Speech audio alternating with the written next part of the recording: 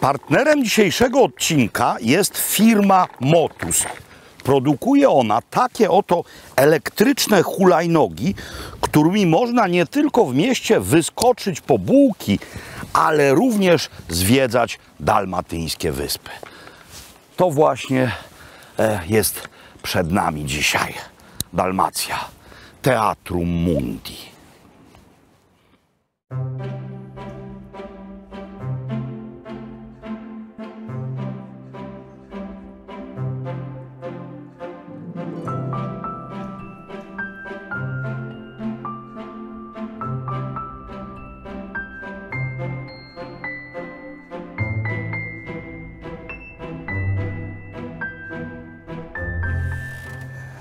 Dzień dobry, moi drodzy. Nasza jednostka wczoraj wieczorem bezpiecznie przybiła do brzegów chwarskiej mariny. Na jachcie spędziliśmy noc. Jak widzicie, nieco buja, wieje jugo, więc są fale, choć dzień przecudny. No ale nie z powodu tych fal mam kask na głowie. Nie spałem w kasku przecież, chociaż trochę kiwało. Kask mam z zupełnie innego powodu. Otóż jak się jest na jachcie, to warto jeszcze na tym jachcie mieć jakiś lądowy środek transportu. Albo i powietrzny, no bo najmożniejsi tego świata mają na tych jachtach lądowiska od helikopterów. Ja się wszakże do takiej kategorii nie zaliczam i mam coś znacznie skromniejszego i moim zdaniem znacznie użyteczniejszego. Mianowicie elektryczną hulajnogę. Zatem zapraszam Was na elektryczny spacer po mieście Chwar na wyspie Chwar.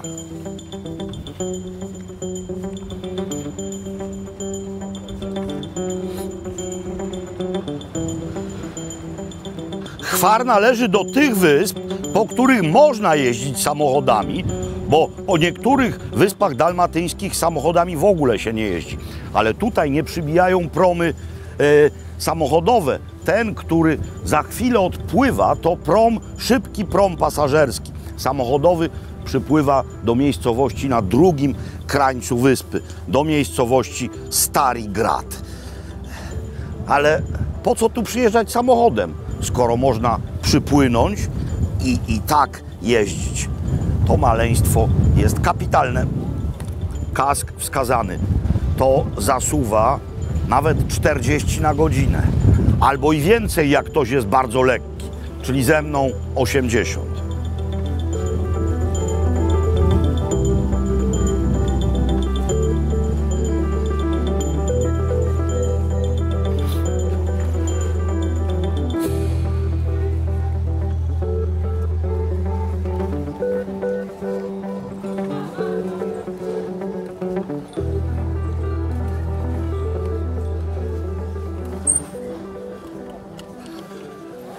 Zacznijmy od tego, gdzie zostawiam hulajnogę.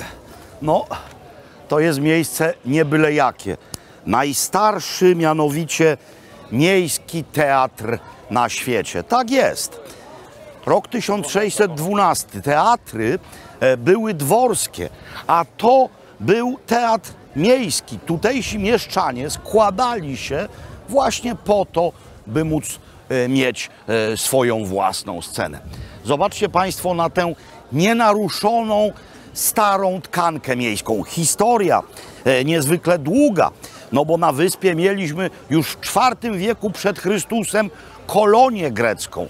Była tutaj Republika z Mlietu, byli tutaj Wenecjanie, była tutaj Austria, wcześniej krótko Francuzi, no potem Jugosławia, wcześniej SHS, no i Chorwacja, ale to wszystko wygląda tak samo jak przed wiekami.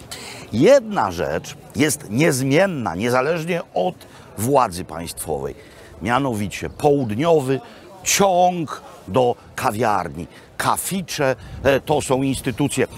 Tutaj jest bardzo niewielu turystów. Lokalni, bez kawy w miejscu publicznym, bez czegoś, co Włosi nazywają passeggiatą, czyli bez godnego odziania się, bez pokazania swojego nowego modelu okularów przeciwsłonecznych, bez towarzystwa zwariowaliby. Więc zobaczcie, full i ja się muszę do tego miejscowym zwyczajem dołączyć. Miasto ma kilka stempli, powiedziałbym, że nawet wszechświatowych wyróżników. No po pierwsze wpisane jest na listę Światowego Dziedzictwa Kultury UNESCO.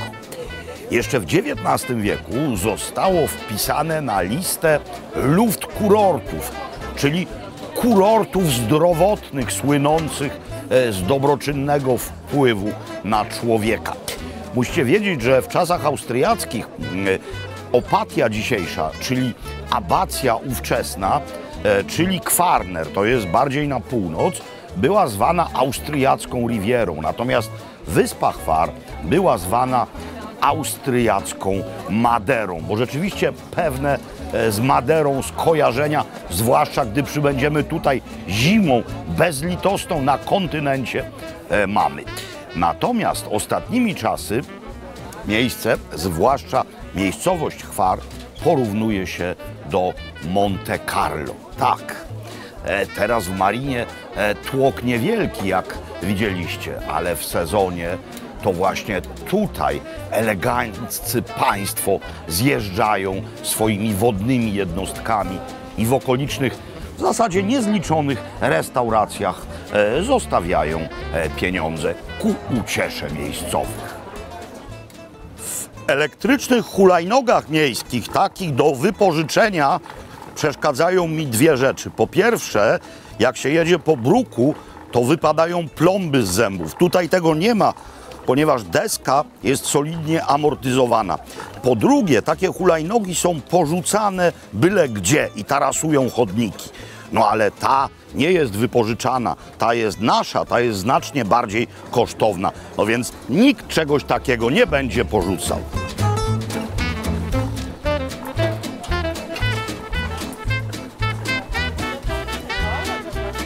Przy wejściu do Starego Miasta mały miejski targ. A na straganie, no jest coś, co wam w poprzednim odcinku pokazywałem. Mladi Bob, czyli młody bób. Doprawdy nie rozumiem, czemu u nas się tak bobu nie sprzedaje. On rośnie przecież i u nas tak samo. To już też u nas rośnie, choć nie jest jeszcze popularne i kojarzy się ze Śródziemnomorzem. Karczochy mianowicie, sezon na nie zaraz się skończy, zrobi się bardzo ciepło i karczochy znikną. To u nas nie rośnie. To jest bowiem rzecz wyłącznie śródziemnomorska. To są dzikie szparagi. Kiedy sezon na szparagi, normalne, białe albo zielone, u nas się zaczyna, to tutaj kończy się sezon na dzikie. To się samemu zbiera w śródziemnomorskiej maki. To rośnie samo. Jeli może dwa puta szparogę molim.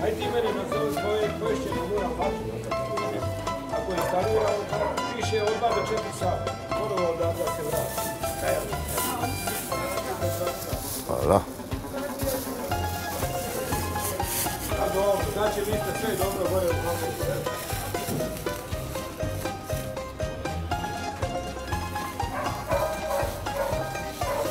Hvala puno. By zrozumieć fenomen Hvaru i w ogóle pojąć fenomen takich miejsc, najlepiej wspiąć się nieco w górę, gdyż z góry widać lepiej. Zatem co widzimy? No widzimy naturalną zatokę. Zatem tutaj można było urządzić port. Zatokę strzeżoną przez małe wysepki, które są naturalną przeszkodą. One nie tylko chronią od wiatru, ale również strzegą przed nieprzyjacielem. No i jeszcze idealna sytuacja, jeśli nad takim portem wznosi się góra, tak jak tutaj, bowiem na tej górze można postawić twierdzę. To Szpaniola. Początki twierdzy to już XII stulecie, ale zasadnicze jej zręby to rzecz wenecka. Zatem tutaj mamy tutto completo. Widok niemal samolotowy. W oddali na horyzoncie mamy Vis. Za Wisem Włochy, ale to nie jest kolejny cel naszej podróży. Wypłyniemy z Hvaru i kursem zmierzać będziemy w stronę tamtą. Tam właśnie, zobaczcie, ten pierwszy ląd, jeszcze nie stały na horyzoncie, to jest wyspa Bracz.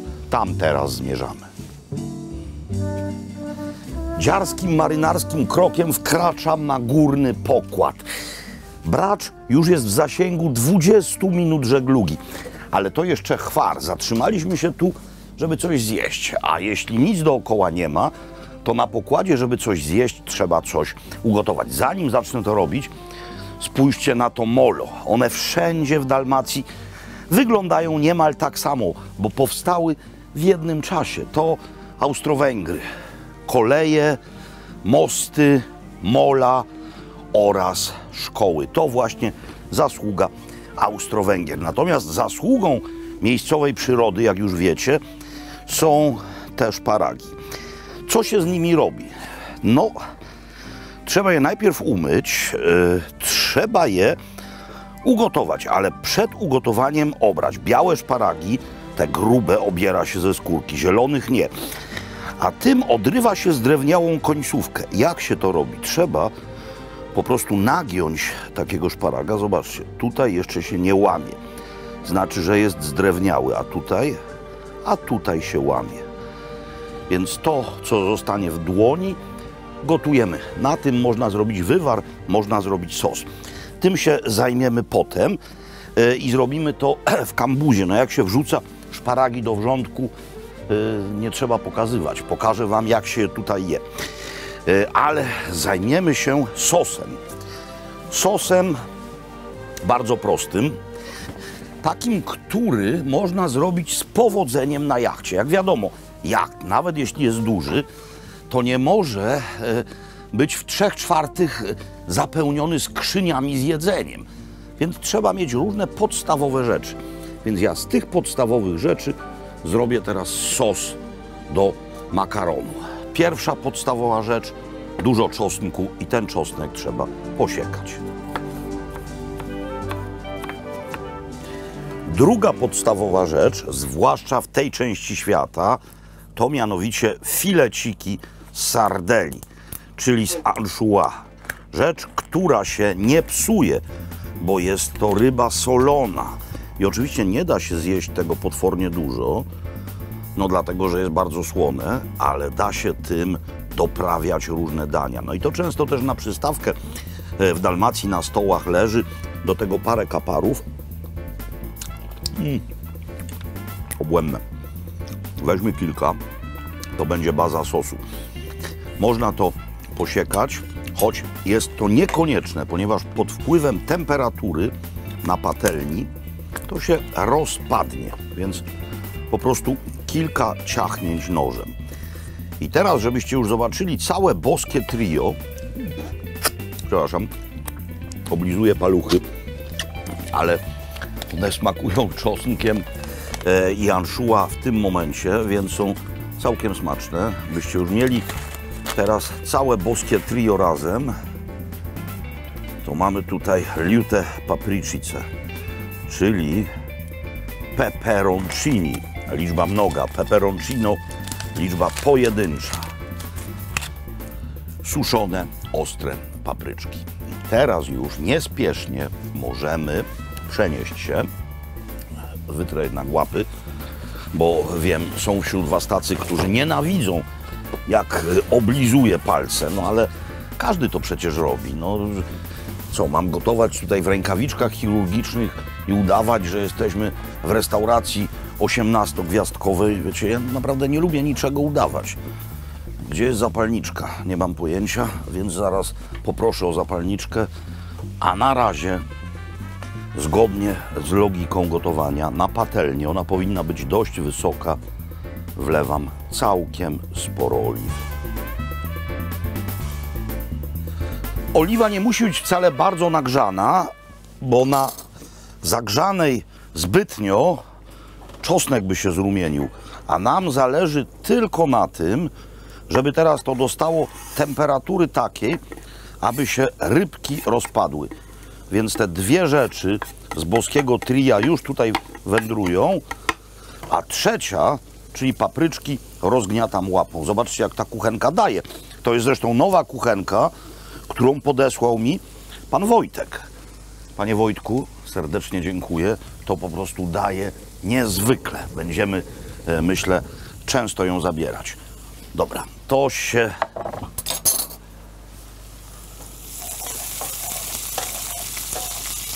się smaży błyskawicznie, więc teraz, tak, już teraz trochę rozmarynu. Możecie go wcześniej lekko dłońmi pociąć, nie musicie. Jak się domyślacie, akurat po ten rozmaryn nie płynąłem już pontonem. Zobaczcie, jaki złociutki czosnek, więc teraz, nie później, już teraz dodajemy tutaj pomidory. Pelati, czyli obrane z pomidory z puszki. Po chorwacku one się nazywają pelat. Przecudna trawestacja włoskiej nazwy. Ale płynu jeszcze nie jest dużo, więc jego ilość zwiększamy, wlewając tutaj czerwone, wytrawne wino. W zasadzie, na chwilę zniknę, w zasadzie powinienem to zrobić odwrotnie, czyli najpierw sprawdzić, a potem wlać, ale mam zaufanie. Czekamy, to się dusi, pomidory muszą się rozpaść, a ja zobaczcie, co tu mam. Mam mianowicie taką oto przyjemność. O! Ha! Ha, ha, ha, ha, ha.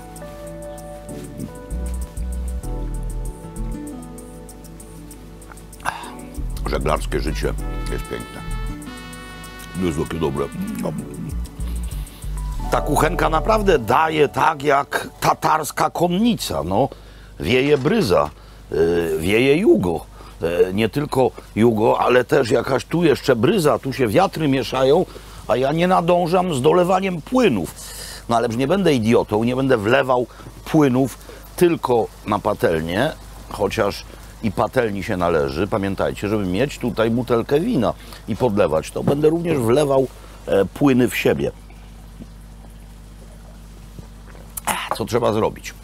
Trzeba oczywiście doprawić to solą i pieprzem, ale jeszcze nie teraz, ponieważ ryba była słona i będziemy to solić na samym końcu. Sprawdzimy smak. Pieprzu można teraz trochę dodać. Trochę, dlatego że pamiętajcie, mamy tutaj wieśniaczy substytut pieprzu, czyli ostrą papryczkę, która tutaj rośnie, a pieprz trzeba było z krain zamorskich sprowadzać. Więc trochę tylko tego pieprzu, nie dla pikantności, ale dla smaku. Popatrzcie się, włoski, biały, nieskazitelny jachcik i wszędzie pomidorowe kropki. Nieźle tu naświniłem, ale to się da wyczyścić. Musimy jeszcze chwilę poczekać. Dlaczego? Dlatego, że to wszystko musi się rozpaść. Mianowicie muszą się rozpaść pomidory, musi się rozpaść slana riba, czyli słona ryba. Trzeba to jeszcze dopomidorowić, czyli dodać tutaj trochę porządnego pomidorowego koncentratu. A jak się okaże, że wino, które przeznaczyliście do dolewania do sosu, wypijecie zbyt szybko, to po prostu dolewajcie tutaj nieco wody. Ale wszakże kusztyczek wina na sam koniec, na tak zwane ożywienie sosu sobie zostawcie. Teraz już się gotuje, zamieniając się w ekstatyczną treść. Podniosłem pokrywę grilla, nie dlatego, żebym coś chciał grillować, ale dlatego, że tutaj jest zlew, a ja będę musiał coś odcedzić. Co? No oczywiście makaron. Osolony wrzątek i teraz spaghetti.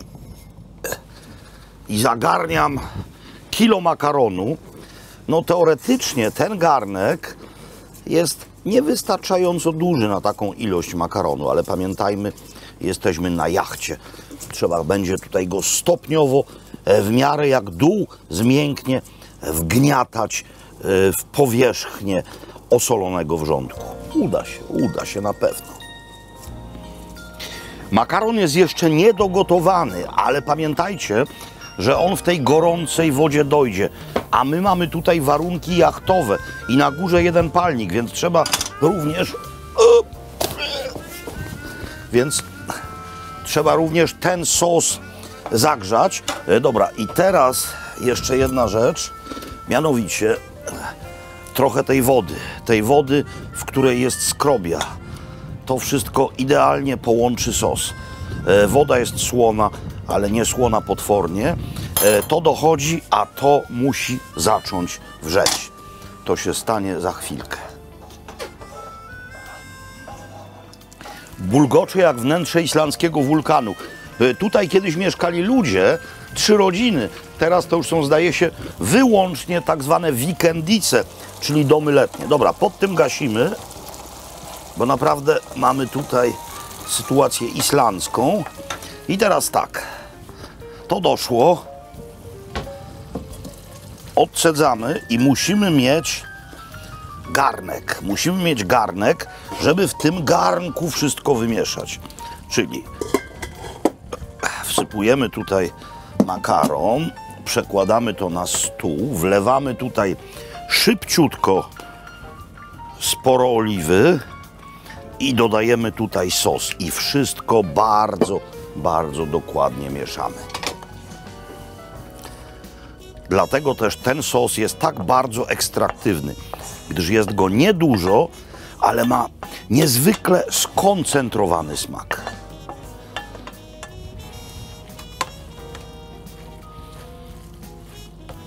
No i mamy dwie rzeczy. Ugotowane dzikie szparagi i ugotowane na twardo jajka. Ale ugotowane tak, by nie było tych okropnych, czarnych obwódek. Trzeba trochę jajka tutaj dodać. Trzeba teraz wszystko to polać oliwą, zgodnie z miejscowym rytuałem. Trzeba to doprawić świeżo zmieloną solą, albo w ogóle solą, ale pieprzem już świeżo zmielonym.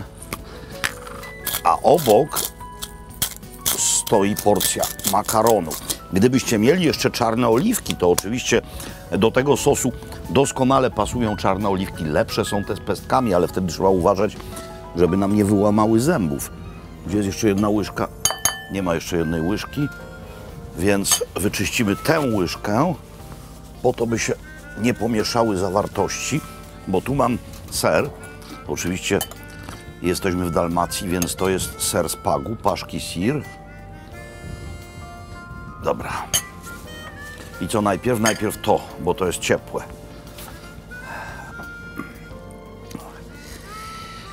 Jak mówię, to nie może pływać w sosie. Żaden makaron zrobiony w stylu stąd nie może w sosie pływać. Sos musi go tylko otulać. Pamiętacie, tam jest parę słonych rybek, tam jest dużo czosnku, tam jest dużo oliwy, tam jest ostra papryczka. Ten sos jest niezwykle skondensowany.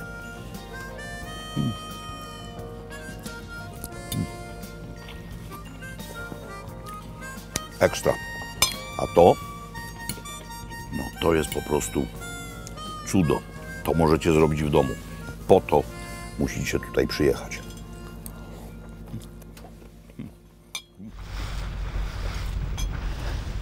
To już Bracz i wpływamy właśnie do groty, która wszakże nie jest grotą naturalną, lecz była systemem jugosłowiańskiej marynarki schronów.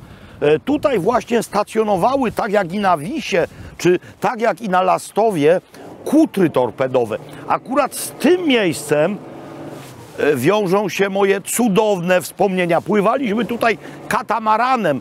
Był początek września i nagle przyszła straszna burza.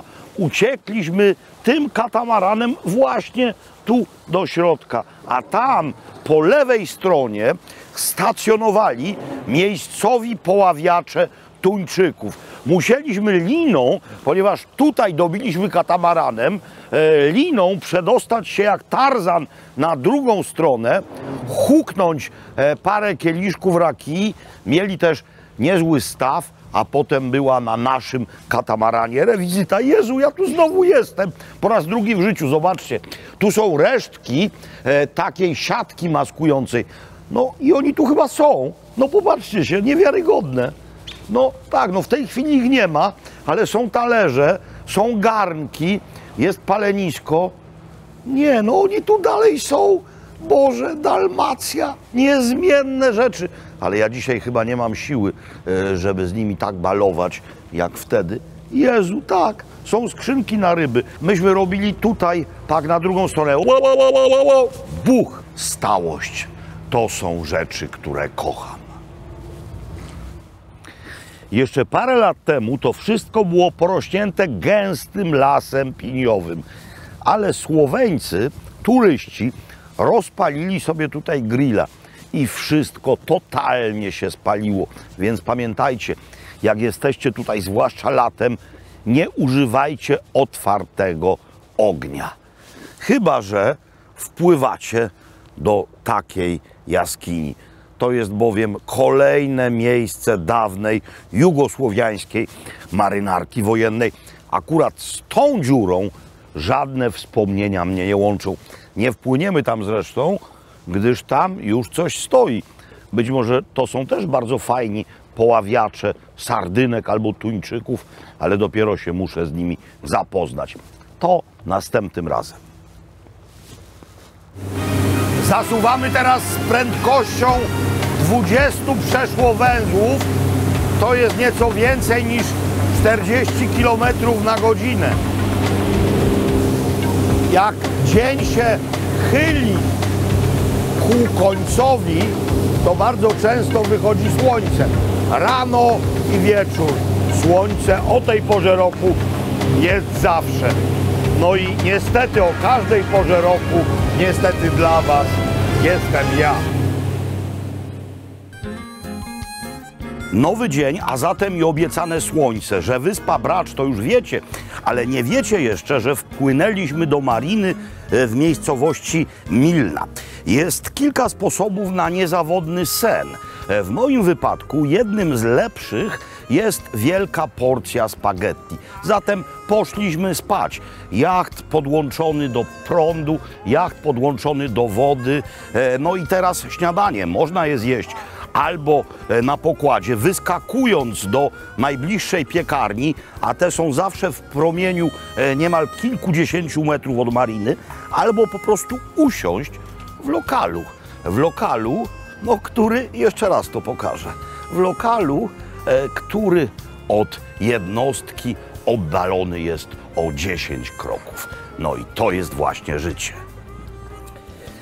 Zamówiłem doruczak fiaka. Doruczak to po chorwacku śniadanie, a fiaka to dalmatyńskie słowo określające stan, w którym nie chce się po prostu nic. Uhatila fiaka, tak się mówi, kiedy się tylko chce leżeć i nic nie robić. Przebóg w jakiś przedziwny sposób oni rozpoznali stan aktualny mej psychiki, ponieważ właśnie uhatila me fiaka, ale jak to zjem, to fiaka będzie jeszcze większa, no bo jest tu trochę kalorii. Grzanka posmarowana pastą z awokado, dobra, trochę rukoli, papryka, panceta smażona, jaja na oko, czyli jaja sadzone, wielkie macchiato, kawka z pianką, duże macchiato i obowiązkowa naranczada, czyli sok ze świeżo wyciśniętych pomarańczy. Sok ze świeżo wyciśniętych pomarańczy albo sok wyciśnięty ze świeżych pomarańczy. Chociaż ja wiem, że chodzi o to, że nie jest to sok z kartonu, ale pomarańcze świeże, no czy mogą być nieświeże? No nie, po prostu z owoców bezpośrednio przed podaniem wyciśnięty. Panceta chrupiąca. Chleb tostowy nasiąknięty masłem i smakujący awokadowo. No, słuchajcie, jak powiedziałem, albo jachcik i tam chrupiąca bagieta, albo coś takiego.